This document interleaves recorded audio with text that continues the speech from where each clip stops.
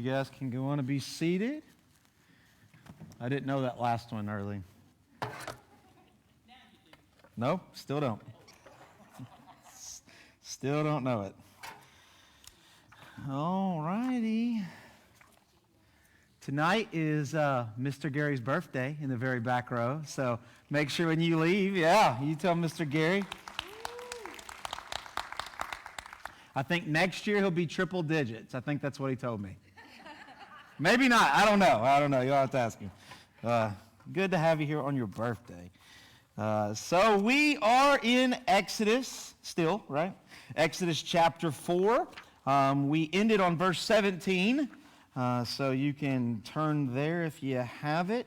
We'll be starting on 18. Just to remind you, or if you haven't been here, kind of catch you up. Moses has been called. He has seen the burning bush. God has told him that he is going to go and help or be the mouthpiece to release Israel, this nation, these Hebrews, the descendants of Abraham, Isaac, and Jacob, and help them be released. And so if you remember last week, chapter 4, his biggest concern was not speaking to Pharaoh, which was kind of today you would think of kind of the world power. There was nobody greater than Pharaoh. So maybe the U.S. president, maybe President Xi of China. So this is a big kind of position. And he wasn't necessarily scared of that. He was more scared and more timid of going to his own people, the Hebrews, the Israelites. And so he kept asking how, and he asked the name, he did this. And so chapter 4, we saw that he was, God used that staff. Remember, he threw it down, it turned into a cobra. He picked it up by the tail. He put his hand in his robe, pulled it out. It was a leprosy-like kind of disease that would have turned his hand instantly from white, kind of ashy, then put it back in, it was clear. And then he got the third sign, which was not illustrated, right? If you remember, Moses literally put down his staff, it turned into a cobra. He literally put his hand in it, but on the third one he said, if you would take some water from the Nile and you would drop it on the sand, it would turn into blood. And so these were the three kind of proofs that God gave Moses to be able to show Israel, right? And so that's kind of where we ended. Well, technically we ended, but we had one more, right? Please don't send me. Send somebody else. And so we kind of did this. And if you notice, remember he kind of hooked up with Aaron is going to hook up and be his mouthpiece. So Aaron's going to do the talking. So God is talking to Moses. Moses is talking to Aaron, and Aaron is talking to Pharaoh. That's kind of the chain of command that is set. But we'll see as we go forward that gets broken pretty quick. Moses starts to speak. But in verse 18, with this going back, it says, Moses went back to Jethro, his father-in-law, and said to him, please let me go back to my brothers in Egypt to see whether they are still alive. Now, when you read this, he's going back to his father-in-law. Remember, his father-in-law is in Midian. He's a herdsman. He's a shepherd. He would have many shepherds working for him. Remember, he had a lot of daughters. And so when the daughters get married, what happens? The son-in-laws would stay there and work for the father-in-law, right? And so they have this. They're working. And so he goes back to his father-in-law because, for one, he's going to take his family. He's going to take his wife. He's going to take his kids. But also, it's because it's his boss, right? So he's not necessarily asking if Jethro would have said no. It's not as though Moses would have stopped and been like, well, I guess I can't go, okay? It's being nice. This is kind of just a little courtesy there. Please let me go back. But notice what he says. Please let me go back to see whether they are alive. Is that why Moses is going back to Egypt? No, absolutely not. That's not what God has told him to do. And so there's always questions, and we picked up on a couple of these. We want more details, but remember, one man wrote the first 5 books, right? So we can't have all the details. But I wrote some down here. It says, why would he tell his father-in-law to say, to see whether they're still alive? Maybe because Moses still had that self-doubt, which we've seen over time. Could you imagine going to your father-in-law and say, hey, can I take your daughter and your grandkids away because God told me that I'm going to be a deliverer and I'm going to lead all these millions of people out and I'm going to be a leader of these million people? That would make an interesting dinner topic with your father-in-law, right? So maybe there was some doubt. Maybe he was scared of Jethro's reaction. Or maybe it would just cause more questions than it's worth, right? And if you're a guy, you know what this means, right? If you ask your wife something, you don't give her all the details. You're just like, hey, babe, can I, I need to stop by the store and pick up something, right? And she's like, okay, that's great, pick up something. But you didn't say what the store was, what you're picking up, and then you drive home on a new Harley, right? I mean, that's kind of how it happens, right? And you're just kind of like, well, babe, you said it was okay. And so you kind of asked the question, but you didn't give all the details because you really didn't want to get into it, right? And it really doesn't make a difference, but there's this, as you're reading this, right, there's some questions I think that comes up to see whether they're still alive. And Jethro said to Moses, sure, go in peace. And the Lord said to Moses and Midian, go back to Egypt, for all the men who were seeking your life are dead. Now, when we read this, okay, and when we read this, I think when anybody reads this, they read this and they would imply it as we would kind of imply it, right? So we read and God says, after he gets the okay, he's probably starting to pack up. He's told his wife, everything's kind of getting ready to go. And God came to him and said, hey, everybody that was in Egypt that wanted you dead, that was hunting you down because you killed the Egyptian, because you were standing against Pharaoh, they're all dead. And so a lot of people, or sometimes maybe you, when you read this, you think it's God saying, okay, you're safe to go back to Egypt, okay? I want to stress that's not the meaning. It's not saying, God's not saying, okay, everybody's dead, so now you're safe to go to Egypt. If God's calling you somewhere, it doesn't matter if it's safe or unsafe. God will keep you safe, right?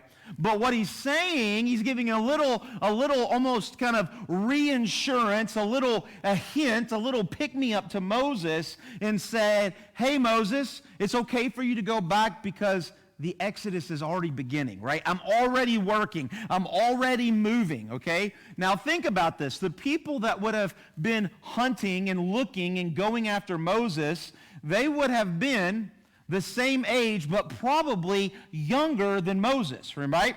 And so Moses was at 40. He was there. He was in the Pharaoh's house. But soldiers at that time, they would have been in their teens. They'd have been in their 20s, right? So the people that are constantly looking were younger than Moses. Now Moses is now 80. That would have made them, let's say 60 or 70, and they're already dead. So it's not saying it's okay, it's safe now. He's saying, I'm already gone before you, right? It's kind of God's sovereign hand saying, I'm with you, it's okay, we can move forward. Verse 20, so Moses took his wife and his sons. Dun, dun, dun. Now, if you've been paying attention, we've only talked about one son, right?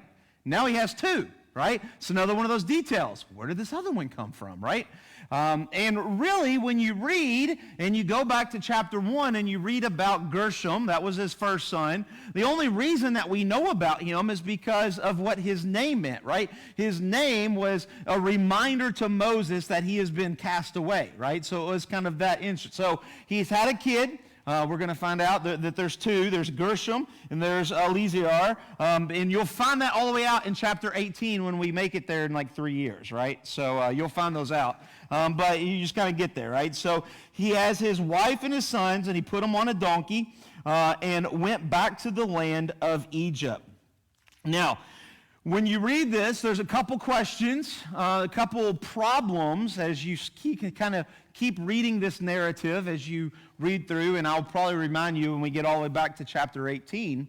And Sherry couldn't wait. Sherry asked me weeks ago about this, right? So here's a problem that involves this, that they went to Egypt, okay? And you're like, well, that's not a big problem. We understand that. Well, here's the problem. Moses' family is never mentioned in the book of arriving in Egypt, right? So we see that they left Midian. They're on a donkey. They're on their way. But we don't see anywhere where they've arrived.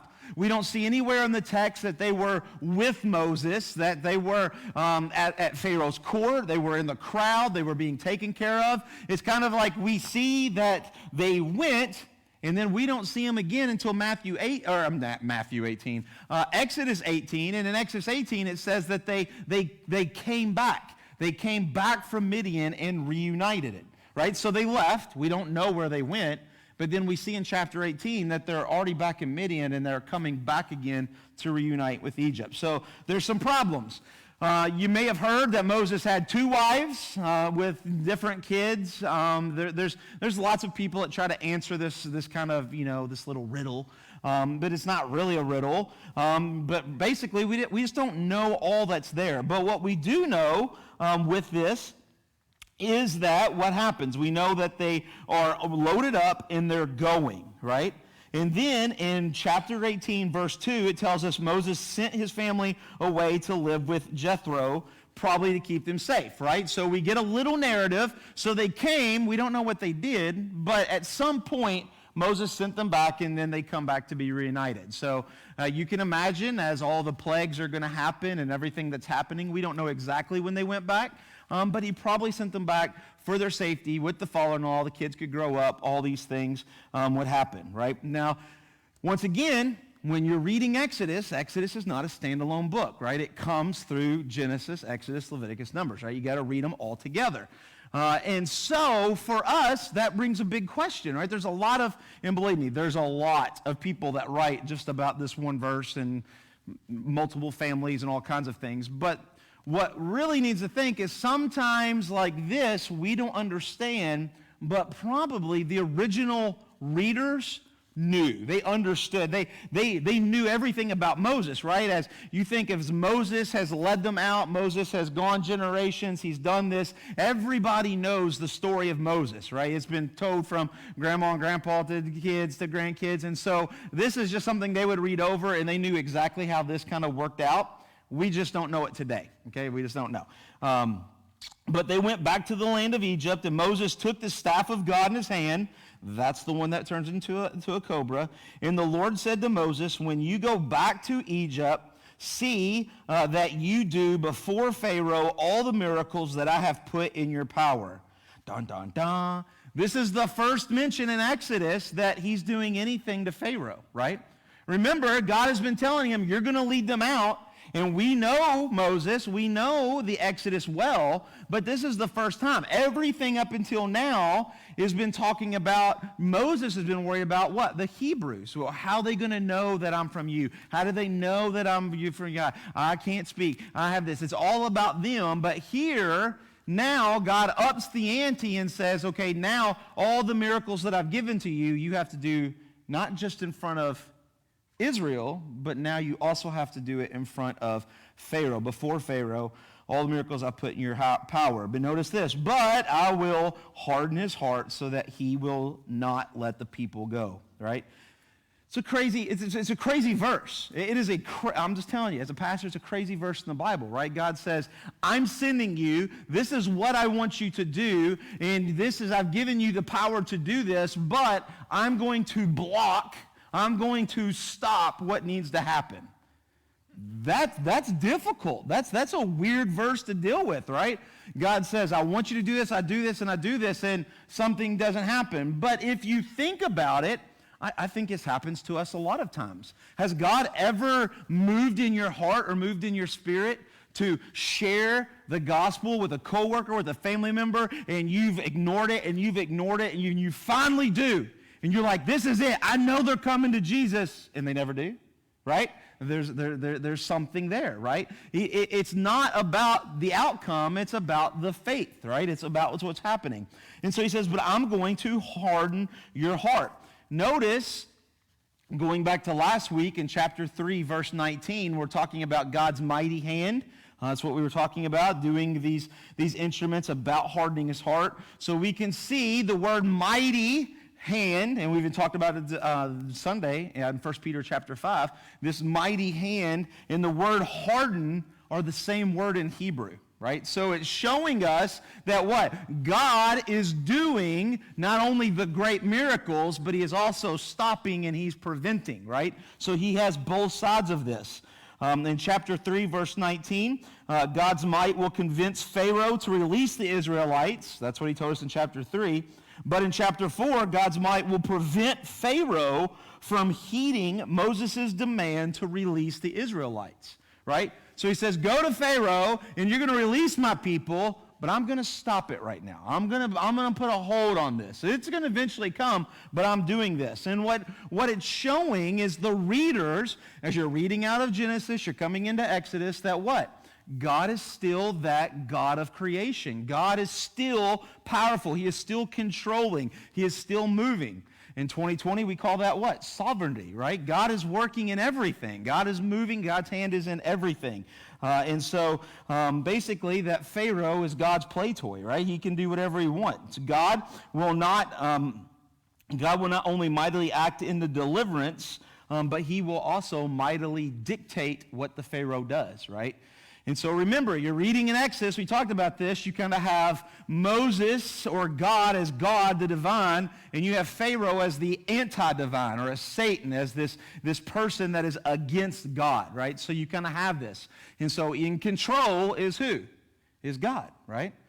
You guys are, you guys went through Job in Sunday school not too long ago. Did Satan get to do whatever he wanted to Job? No, he had to stand before God and say, have you considered Job? I would love to do this. And God says, okay, I will allow it, right? So everything is under his hand. Verse 22, then you shall say to Pharaoh, thus says the Lord, Israel is my firstborn son, and I say to you, let my son go that he may serve me. This is interesting, right? We see this. He says that you will stand before Pharaoh and say what? Israel is my firstborn son. Now, as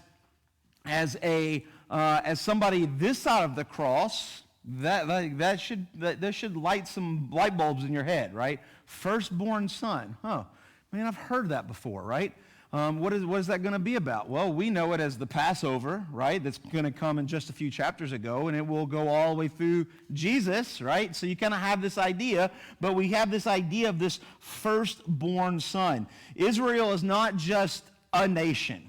They are God's firstborn son. They are God's nation. And what's important in this story is what? Who is this nation? This nation is a nation of slaves, of outcasts, of nobodies, of non-educated, not the best of the people. The Egyptians are the best, and there were many civilizations that were far better and far greater than the Hebrews were at this time, right? You have the Phoenicians, you have a lot of other civilizations there, and God says, oh, pretty much the weakest group, the smallest, the runt of all of the world civilizations, oh yeah, that's mine, right? That's my firstborn. And so Israel has its status kind of privileged among the nations. But notice what he wants to do. Israel is my firstborn son, and I say to you, let my son go that he may serve me. God's demand for Israel's release was not just to be free. He wasn't just to free them, but he was freeing them to what? To service for Egypt. And this is going to be important in tonight, later on, in chapter 5. But the word service or serve is in the English word what we call today worship. It's the same word. To work, to worship, to serve. It's all the same word. And so here, he's calling his nation not just to let go, not just because they're being mistreated, but he's calling them to service. He's calling them to worship. And so it's very important and will make more sense in just a little bit. If you refuse to let him go, behold, I will kill your firstborn son. Since Israel is God's firstborn son, and Egypt has God's firstborn son and is mistreating God's firstborn son and is killing and beating and berating God's firstborn son, then the equal punishment, the right judgment would be what? Then to destroy Pharaoh's firstborn son. prophecy. It's going to happen, right? It's going to happen. But it's also one of those questions that you will always get when you're talking with lost people, or not even lost people, just undiscipled people. Like, it's really hard to understand a God that is so good and so loving. You know, how could he kill the firstborn of everybody in Egypt? Well, it's because they were killing his firstborn son, right? There's a justice there that has to happen. We kind of forget these things, right? So he gets a warning. You need to release Israel, but if you don't, then there will be judgment. Verse 24, we get into the weirdest verses and the most written about, I think, in this chapter. At a lodging place on the way, the Lord met him and sought to put him to death. Then Zipporah took a flint and cut off her son's foreskin and touched Moses' feet with it and said, "Surely you are a bridegroom and a blood to me." So he left him alone. And when it was, it'd be nice if I could read. It was then that she said, "A bridegroom of blood," because of the circumcision. Now, you're kind of in this story, you're kind of going along, and now we jump back to Moses and Zipporah and his two sons. They're on a donkey. They're heading to Egypt. And we get these couple verses. Let me start off from the very beginning. You'll really know what these mean when you get to heaven, okay? That's just what you need to know, right? There's a lot of smart people. It's written a lot of good things about this, okay? But in the end of the day, I'm about to tell you kind of what kind of consensus what it means. But at the end of the day, we're all going to be surprised when we get to heaven, okay? We just need to know that, right? So there's a couple things that are always argued about, but I think a couple things that we can figure out, right? The Lord met him. Who did he meet, right? I'm going to say it's Moses, right? He met Moses, and he sought to put him to death. God is angry with Moses, right? There's this wrestling moment that we saw back in Genesis, right? Remember reading Genesis, Exodus. So we've seen God do this before, but you kind of have this idea that God meets him on the way to Egypt, doing what he does, and now God is wrestling with him. He's angry with him, and he's trying to kill him. Now, could God kill him without doing this? Absolutely, right? This is a moment, right? Sometimes you're in the wrong. Sometimes you're doing something bad, and God doesn't just shoot you and put you out of your misery, right? He gets you snared. He gets you trapped a little bit so you can figure out that you're wrong, and you can figure out why you're wrong and apologize for it, and then kind of get back to normal life, right? This is one of these sessions. So what is it, right? So he's wrestling, and he's putting him to death. We have no idea what that means, sickness, whatever. But here's what we do know. Whatever is happening, his wife knows the answer, right? Oh, they always do, right? There you go, ladies. There's a biblical answer, right? She always knows. So something's going on with Moses, and his wife knows what's happening because she took a flint, a piece of rock, and he cut off her son's foreskin and touched Moses' feet with it and said, "Surely you're blind." So whatever the problem was, whatever the issue is, whatever Moses is getting attacked, whatever's going on, Zipporah knew somehow, either supernaturally or just because she's a woman and they know everything, right?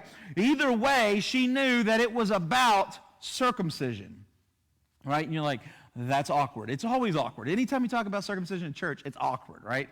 But there's some issues, right? There's some problems. We go all the way back, and circumcision was demanded of Abraham and all of his offsprings to point to God's promise, right? That they are cut to the heart, right? We'll find that out a little later in Ezekiel, right? But kind of sets them apart. Now here we have Moses, who was born a Hebrew. He would have been circumcised coming in. Zipporah is a woman. There's no circumcision for her. But now we have a guy that's been called of God. He's traveling to do God's will. He's doing what God wants him to do. But now there's a problem, and they stop and they wrestle because his sons are not circumcised. Now, once again, we'll know when we get to heaven, right? But here's some things that we do know, okay? Here's some things that we do know. As a Midianite, they circumcised at adulthood, okay? Right? We're feeling it, right? That's weird, right? It's weird, it's painful, it has everything. But that was their custom. And it was their custom at this time, and it continued on all the way into their custom until they were completely defeated out, right?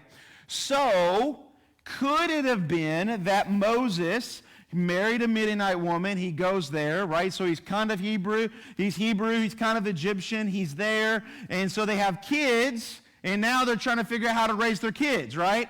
A Christian marries a Catholic. How do you raise your kids, right? Oh, well, one day we'll walk around with an ash cross on our head, and the next day we'll go eat Lord's Supper at the Baptist church, right? There's always this issue, right? But for whatever reason, they weren't circumcised at birth, right? So we don't. At this age, they're older than birth, right? These are boys. They're probably young men at this time, probably in their 20s and 30s. And so all this is happening, right? And so what's going on? So Zipporah somehow knows that this is the issue, that God has called them, and now God is kind of saying, what's the deal, right? This is the promise. This is the promise I made to Abraham, Jacob, Isaac. This is what I have. In Moses, you're going to be the leader of the people. You're saying you're loving God, but you're not yourself keeping the word, right? Ever known a Christian who didn't keep God's word, right? It kind of happens, right? Oh, I love God, but I don't want to keep this part of his word. Well, that's kind of what's happening. And so she goes and she cuts the foreskin off. And I just want to say, without going in gross detail, when it touched his feet, and believe me, books are written about this, feet, other places in the Old Testament, not all the time, but sometimes feet is also translated as the word is genitals. It means the bottom part, right? So she could have took the kid's foreskin and touched Moses' foreskin area. That's what it could mean. It also could mean the bottom of his feet. We don't know, okay? I'm just giving you all the ideas. But she touched him and said, surely you're a bridegroom of blood to me. This is going to tell you, you'll find out when you get to heaven, right? I'll save you the books. People are like, what does that really mean? There's a lot of good answers. We'll find out when we get there, right? When we all get to heaven, find us, we'll all get around Moses, and we'll figure it out, all right? We'll get there, right? Because I do got some questions when I get to heaven, right? But for whatever reason, whatever happened, this circumcision, it answered what the problem was, because what? God left him alone, right? God left him alone. And then the Lord said to Aaron, right? Not to Moses, to Aaron, who, if you remember last week, was coming to meet Moses. He had left Egypt, and he's on the way, right? So he said to Aaron, go into the wilderness and meet Moses. So he went, and he met him on the mountain of God, and he kissed him, right? So we're on Mount Sinai, Mount Horeb, right? Just kind of interesting, right? The mountain that God called Moses on, and now Moses is about to call Aaron, right? So we kind of have a little kind of special moment. He kissed him. That's just a holy kiss like we talked about Sunday, nothing more. And Moses told Aaron all the words of the Lord with which he had sent him to speak, and all the signs that he commanded him to do, right? So just imagine you have Moses, you have Aaron, and he's like, hey, this is what God said, and it's his brother, right? So, you put it in today's terms, you're like, yeah, right. And then all of a sudden, there's a cobra. Okay, I believe you, right? And then he's like, hey, look at my hand now. So all this happens. So what happens? Aaron, of course, believes him. And Moses and Aaron went and gathered all the elders of people of Israel. So just in this one verse, they've tracked all the way to Egypt now. They've left Mount Sinai, Mount Horeb. They're in Sinai, and they get all the elders, all the older folks, all of the leaders of Israel. And Aaron spoke all the words that the Lord had spoken to Moses, and did the signs in the sight of the people. Notice this. Aaron did exactly what God said, right? He spoke all the words. He's fulfilling God's promise just a few verses earlier. But notice what happened. He also did what? He did the signs. He just didn't speak. He did the signs. So God didn't say that, right? Moses didn't write that down. But we can kind of see this progression, right? Because why?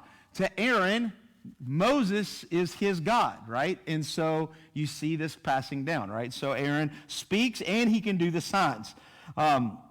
Notice verse 31. It's a huge verse. And the people believed. The people believed. What was the one thing that Moses was scared about? It was Israel. It was Hebrews, right? It was his own people. Don't send me, what's your name? And it was just over and over and over again. They get there, exactly what God says. Aaron's going to come. He's going to speak for you. Aaron speaks. They do the little signs and wonders. And all of Israel, right, million plus people, they believe. They instantly say, oh my goodness, this is of God. And when they heard that the Lord interesting, that's Yahweh, right? I am, that's this is what we're talking about. And when the Lord had visited the people of Israel, in that he had seen their affliction, they bowed their heads and worshiped or served, right? So that word it floats around a lot in these first couple chapters, right? So all this happened. And one note I want to point out is throughout this passage, notice that the fact that God had revealed his name to Moses, but Moses never told Israel, right? You don't see that, right? Now you can say Aaron could have said it, and he could have, but this whole big deal about what's God's name, what I have this, you would think that he would have wrote, right? I gave a new name. God told me his name, and I instructed all of Israel, right? But we can see by verse 31 that they used the name of God, right? It said, Lord, I am Yahweh, the same thing. So it's just kind of an interesting note. Chapter 5. Afterwards, after all that happened, they've met with the elders. All of Israel believes. Now they have this. Afterwards, Moses and Aaron, very important, just notice, Moses and Aaron, right? Not Zipporah, not Gershom, not the son, not the elders. Moses and Aaron, right? Moses and Aaron went to the Pharaoh and said, thus says the Lord, the God of Israel, let my people go, that they may hold a feast to me in the wilderness. Now notice, we read this because, once again, we've read through the Bible, right? We're this side of the cross. We're used to reading the prophets and saying, thus saith the Lord. You don't see that many times in Genesis, right? You don't see this. And so here, not only is it kind of new, it's not brand new, but it's newer to the readers, but what is it? It is Moses and Aaron declaring to Pharaoh that this God, right, this God, this entity has talked to them, and they are the ambassadors for this God. Thus saith the Lord. Moses is not saying, I say, let my people go. No, thus saith the Lord. Let his people go, right? So this is important, right? So he's declaring his statute, right? This is not just Pharaoh who used to be, or this is not Moses who used to be in Pharaoh's house. This is a shepherd who is declaring what God has told him to say. Let my people go that they may hold a feast to me in the wilderness. Is that what God said? To have a feast? No, that's not what God said. He didn't say to have a feast. And actually, if you look at the word is actually the word that we would translate to festival. Some translations, if you're reading a different translation, might say the word festival. But he says, hey, let me hold a feast or a festival. Right? Let me read you Exodus chapter 3, verse 18 again, or you can turn there too. It's just a couple pages back. And they will listen to your voice, and you and the elders of Israel shall go to the king of Egypt and say to him, the Lord, the God of the Hebrews, has met with us. And now please let us go a 3 days journey into the wilderness that we may sacrifice to the Lord our God. Okay? Now notice that line. Notice that statement, right? So that was what they were supposed to say. Listen to the voice, and you and the elders of Israel, we're missing the elders of Israel, right? Nowhere, ever in the book of Genesis, do we ever see the elders in the court of Pharaoh, right? We never see that. Now, does that mean something? We'll find out when we get to heaven, right? We don't know. But this is interesting to notice, right? He said to do one thing, and it's not there, right? And so the elders should be there, but what happens? They're supposed to say, the Lord God of Hebrews has met with us, and please go 3 days journey into the wilderness that we may sacrifice, that we may worship, that we may serve the Lord our God, that we may serve Yahweh. And now, the first meeting with Pharaoh, let my people go that we may hold a feast to me in wilderness. Now, you read that, and if you were kind of, if you just read through it, you read through it. But some things you catch, and you're kind of like, that's not exactly right. It's not what 3:18 says. But it's not a contradiction, right? Moses isn't saying, hey, we're just going to go have a rave in the desert, okay? He's not saying that. But a festival, a feast, would include sacrifices, because in their culture, right? Remember, they're still an Egyptian culture. All of these slaves have been born in Egypt, and so what happens? In order to eat, you must what? You must sacrifice first to the gods, and then you get a portion of that sacrificed meat and wine and crops, and then you would eat. So just because it says festival doesn't mean that he's not doing what God said he's doing. It's just kind of the more inclusive term. Pharaoh said, hey, we're going to have a festival, or we're going to have a feast. he would have understood that they are going to, in his mind, they're going to take idols, they're going to worship that, they're going to do this, and then they're going to eat and just kind of do that thing, right? So don't get those wrong, but it means the same thing. But Pharaoh said, "Who is the Lord?" Dun, dun, dun, right? Well, now we can start to see Pharaoh's hardness of his heart. Remember, God said, "I'm going to give you all the miracles and powers, but I'm not going to allow it to happen," right? And so here you have Pharaoh saying, "Who is this Lord?" Pharaoh's not asking, "Now who is this God you're saying?" Right? Please clarify. Please give me some more directions. Pharaoh is the most intelligent man of his life, right? Of the world. He has over 1 million Hebrews slaved. He has heard of their God, right? He has heard of Yahweh. And so he's not asking who, as in for clarification. He's not asking for, oh, maybe I can add him to my gods. That's not what he's doing. He's saying who, as in like, you're just like, hey, do you want to, if somebody comes up to you and says, "Hey, Sean, you want to go clean out the trash cans?" Who are you talking to? Like, I don't know, Sean. Like, yeah, you're just kind of like, you're just saying that he doesn't exist. You don't see me. That's what Pharaoh's doing, right? He's saying, I don't acknowledge that God. That God's not in my vocabulary. It's not working. So he says, "Who is the Lord?" It's this idea of saying that he's not even a God. What are you talking about? But Pharaoh said, "Who is the Lord that I should obey his voice and let Israel go?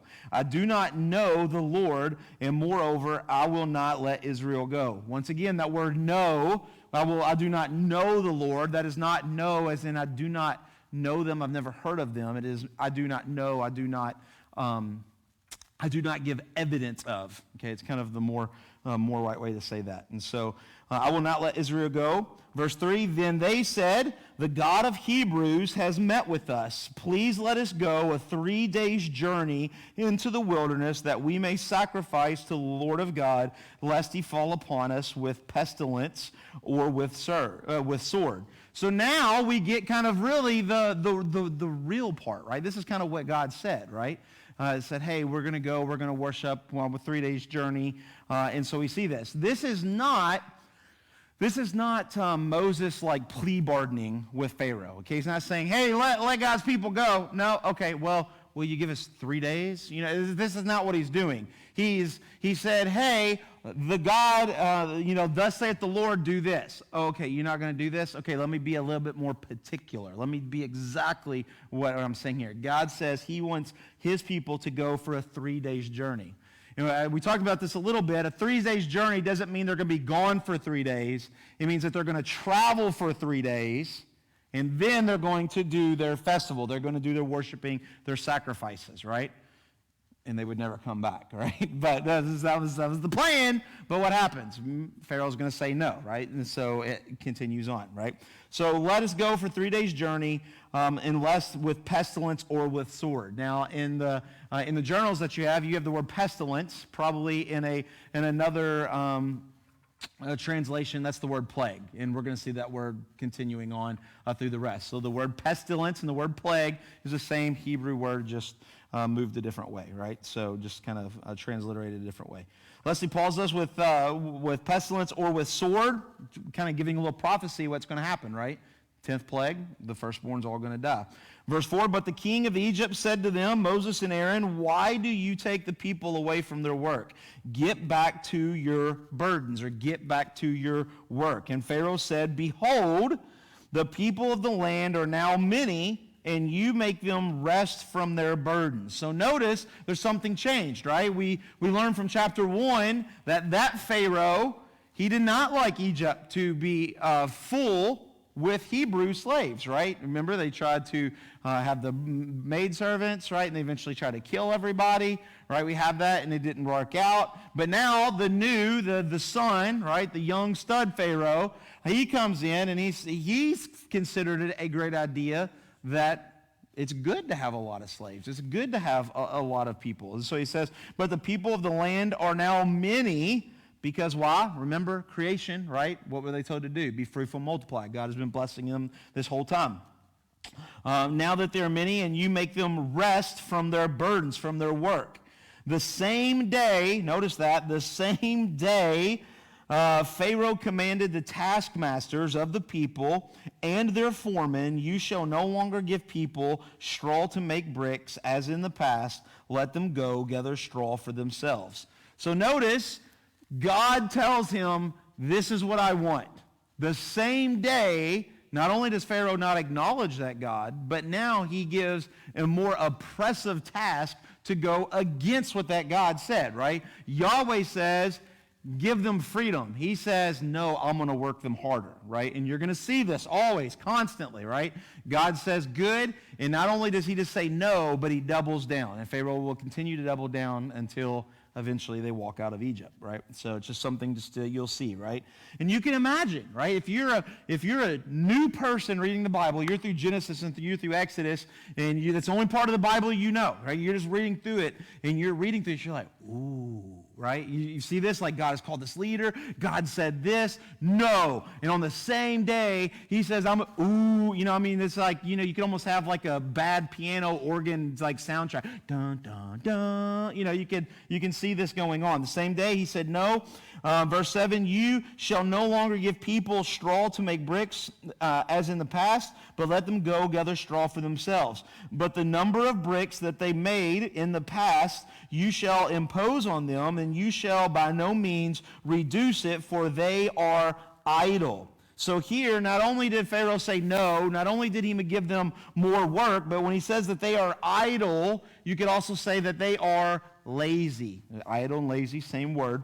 That they are lazy. Pharaoh is discrediting Israel as they're starting to believe in God, right? Something good gets going, right? Remember, Israel believes. They're behind. Yes, God said, let us go. Yes, you can imagine Moses and Aaron going into Pharaoh, and now you have 1 million slaves saying, let us go, let us go. I mean, you can imagine what is playing on in Egypt. And now he says, no, who's God? I don't care. I don't even know this guy. I don't know what you're talking about. Oh, and by the way, I'm going to double down. Now I'm not going to give you anything. And you can't do the work because you're lazy, right? These godly people are falling in love with God. They're kind of getting on God's side. And what happens? Persecution. Wow, wouldn't it be great if somebody in the New Testament would have wrote a book about persecution, right? Anytime you do something good, what happens? Satan's always after, right? What we've been reading about on Sunday mornings, right? It's the same thing. They're starting to believe. They're starting to follow God. Persecution, persecution. For you are lazy. You are idle. Therefore, they cry, let us go and offer sacrifices to God. Let heavier work be laid on the men, that they may labor at it and pay no regard to lying words. This is important, right? So remember, Pharaoh's a bad man, and I painted from the beginning, Pharaoh is a Satan type, right? He's an antichrist of type. He's not the Antichrist. He's an type of Antichrist. But notice what's happening here. He just doesn't say, no, I don't know who God is. No, I'm not letting him go. Not only that, but not only does he persecute them and make them do more work and double down on the pain, but notice this verse. Let heavier work be laid on them, that they may labor at it and pay no regard to lying words. So he did this not just to say, hey, I'm going to squish you, but now Pharaoh has said, all of this work has come on to you because of why? Because of Moses, because of your leader, because of the person that's leading you to God. He's a liar. Do not believe his lying words. This is what's bringing you all this. So here, Pharaoh, or Satan all in together, right? We kind of have this idea that they're the same, that they are kind of shoving a wedge in between God's people and Moses, right? And the leader, right? So here, Pharaoh's not just ignoring God. He's not only just hurting God's people, but now he's separating the leadership from the people, right? That's exactly what's going on. So the taskmasters and the foremen of the people went out and told all the people that they're going to have to work harder. Thus says Pharaoh, I will not give you straw. Go and get your own straw yourselves wherever you can find it, but your work will not be reduced in the least. So the people were scattered throughout the land of Egypt to gather stubble for straw. The taskmasters were urgent, saying, complete your work, your daily task each day, as when there was straw. And the foremen of the people of Israel, whom Pharaoh's taskmasters had set over them, were beaten and were asked, why have you not done all of your task of making bricks today and yesterday as in the past? Now, let me explain this and it'll make more sense. You have the taskmasters are Egyptian, okay? They're the Egyptian people. They're the ones with the whips. They're the ones running the show. Then you have the foremen. Foremen are Jews or Hebrew people, but they're the smarter. They're the leaders, okay? They're the leaders of this. And so up until this point, right, the taskmasters had told the Hebrew foreman, I need 500 blocks a day. Okay, we got it. And so the foreman would go around, much like a job today, and he would get his people and make sure there's 500, quality control, blah, blah, blah. You know, they would do all this. And then he would go back to the taskmaster, we've completed our 500, the day's work is done. Okay. But now, Moses comes and says, God says, let us go. No way. I don't even know who that God is. Oh, and by the way, your work is double as hard. We're not going to give you straw. Oh, by the way, Moses has been lying to you. You're believing all of this. But now you're going to have to make bricks with more and keep the quota. And if you don't keep the quota, I'm not whipping the slaves. I'm not whipping the ones in the mud pits anymore. I'm whipping the leadership. I'm whipping the foremans. That's never happened before, right? The foreman is the guy sitting there, go, go, and somebody's like, I'm so tired, right? Teenagers like, no, man, I got to watch this TikTok video. I can't make bricks, right? You're just kind of like, whatever, right? Everything's going on, and so that's the person that would get whipped. Now, the leadership, the foremans are getting whipped for their lack of people on their team. And so this has never been done this way, right? And so in verse 15, the foremen of the people of Israel, so these Hebrew foremen who are now getting whipped, who have never been whipped before because they were leadership and they were kind of above that. They've kind of served their time and moved up. But they came and they've cried to Pharaoh. They petitioned and now they're before Pharaoh. Why do you treat your servants like this? No straw has been given to your servants. Yet they say to us, make bricks. And behold, your servants are beaten, but the fault is in your own people. The foremen are saying, what's going on here? Right? The chain of command is messed up, right? Somebody upline has messed up. Nobody's kind of told them what's happening. And so they're saying, hold on. The people who are whipping us said that we have to make the same amount of blocks, but now we have to go cut our own straw. We have to go find our own straw, right? These are slaves. They don't have land. They don't have their own hay and straw fields. They have to go out and pilgrimage, everywhere, right? And just get everything. And now they're getting beat. And so now they're saying, Pharaoh, this isn't fair. It's not my fault that I can't make the blocks. It's the taskmaster's fault. It's the Egyptian people above me because they're not giving the straw. And so Pharaoh, what does he hear? It's his fault, right? Because he told the taskmasters not to do that. And I'm just letting you know, when you own the world, you don't take lightly kind of, these mean things, right? And so he says, hey, it's the fault of your own people. But he said, Pharaoh told them what? You are lazy. You are lazy. He doesn't speak to them. He doesn't give them an answer. He just keeps berating them and tearing them down. That is why you say, let us go and sacrifice to the Lord. Go now and work. No straw will be given to you, but you must still deliver the same number of bricks.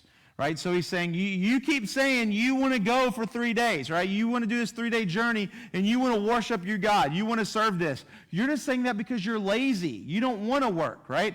Sound familiar? Have you ever worked for a guy that's like that just wants more and more and more and berates, and everything's your fault, right? We've all been there, right? And so it's exactly what's happening. The foreman of the people of Israel saw that they were in trouble when they said, "You shall by no means reduce the number of bricks, your daily task." So now the foreman, the Hebrew foreman, have heard from Pharaoh himself that they're not getting straw. The taskmasters aren't mistreating you. It's what Pharaoh wanted. And now they're like, oh man, we're doomed. We're all going to get beat. We're all going to die. We're all going under. Notice this, verse 20. As they were coming out, right, from Pharaoh, they met Moses and Aaron, who were waiting for them. And as they came out from Pharaoh, they said to him, "The Lord look on you and judge." In today's language, that'd be some cuss words, right? They audibly called a curse onto Moses and Aaron. And you're kind of like, oh, what happened? Wait a minute, what? "The Lord look on you and judge, because you have made us stink in the sight of Pharaoh and his servants, and you have put a sword in the hand to kill us." Now notice this. Just a few verses ago. I mean, hey, y'all, we're in like less than 48 hours here, right? They saw the sign of God by Moses and Aaron. They said, "We believe." Moses and Aaron go in and say, "Thus saith the Lord." They're in the background, "Let us go, let us go." Moses says no, makes them work harder. Remember, they're still slaves. Nothing has changed. They're still slaves. Makes them work harder, makes them go get their own straw, beating the leadership, telling them that Moses is lying, telling them that they are lazy. And now they go to Pharaoh and say, "And Pharaoh, this isn't fair." And Moses says, "It's because you're lazy, and it's because you want to go on this worship trip. You want to go serve this God. Get back to work now." And they know, oh my goodness, this is terrible. And as they're walking out, they see the man less than 48 hours ago that made a staff go into a cobra, made his hand turn leprosy and not, says, "We believe God, we're with God." And they see this man, Moses and Aaron, and they say, "I hope God kills you. It's your fault that Moses doesn't like us. It's your fault that the Pharaoh is against us." I'm pretty sure Pharaoh didn't like them before Moses got there, right? I'm pretty sure Moses that they say it's because of the sword. I'm pretty sure Moses was trying to be killed, right? That's why he was put in the Nile, right? He's trying to be killed, but he didn't, right? And so it's just funny how God's people, and you're going to see this time and time again through the Old Testament, right? They're with God. They see this, and what happens? They keep blaming. Blame. They keep blaming. It's because of your fault, right? It's because of Moses' fault that this has happened. This is why we stink in the sight of Pharaoh. This is why you put a sword in the hand of Pharaoh to kill us. Verse 22, "Then Moses turned to the Lord and said, 'O Lord, why have you done evil to this people? Why have you done?'" Moses' complaint at that point is the exact same complaint that the foreman went to Pharaoh, right? "Why did you allow this happen to me?" Right? How many times have we asked God that? Why have you, God, allowed this to happen? Why have you done this? You continue on. Why have you done evil to your people? Why did you ever send me? Why would you allow this happen? Moses' focus was no longer on God who called him and on the burning bush, but his focus was on himself.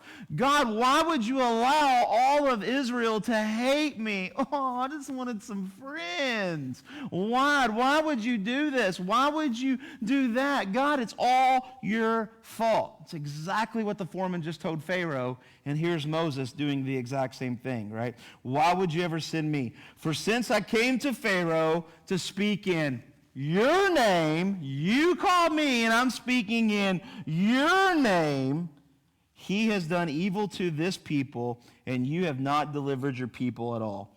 Moses hasn't learned that there's more at stake than Moses, right? Moses is there saying, why have you done this? Why have you allowed this? It was all about Moses. He hasn't got the picture yet. He hasn't figured it out quite yet, that it has nothing to do with Moses. It really, all of this goes back. Why does he want his people delivered? Because if you go all the way back to Genesis chapter 9, he made a promise to a guy named Abraham. And through Abraham, I will keep you, I will bless you, and I will make a nation. And from you, the Messiah will come and save the world, right? And so now the rest of the Bible and the rest of Exodus is really God keeping his promise. But now Moses, the leader of this, is saying, but you done that, and why did you do that? Right? He's just like an 8-year-old girl, right? Well, it's all your fault, right? And that's what Moses does. And we'll continue to see that. We'll see that all the way through Exodus. We'll see that through Leviticus and Numbers and Deuteronomy. And we'll see it all the way through the Bible, all the way to the book of Revelation. It's amazing how that happens, right? Nobody ever looks at God. It's all about us. Why did you do that? And it's just a continuing problem that Israel will suffer all the way until the tribulation. And they really will. It is just a perpetual problem that they have, right? So that finishes up with chapter 5. Let's pray. Father, we love you. We thank you for your word. We thank you for the book of Exodus, that even a book that was written so long ago about an event that we all really probably know pretty well is something that we can still learn from, Father, that when Satan is involved, all he does is look to steal, kill, and destroy. He separates. He calls us names. He puts us against one another. He does all of these things to separate us from looking towards you. Help us, Father, not to be like Moses. Help us to take our vision off of ourselves and to see what you are doing. Father, from the very beginning, you have made a promise and you have kept it that your whole goodness depends on. And at times we don't see that. At times we can't see that. At times really we don't want to see that. We just want good things for us. We want everything to happen. But God, we know that through your word that we are just to remain faithful, and that we understand that you are moving in a mighty way, that you are making miracles happen, and you are hardening hearts. You are moving things around that we will never know and we will never see, but you are working all things for your glory, for goodness. Father, we thank you for that vision tonight.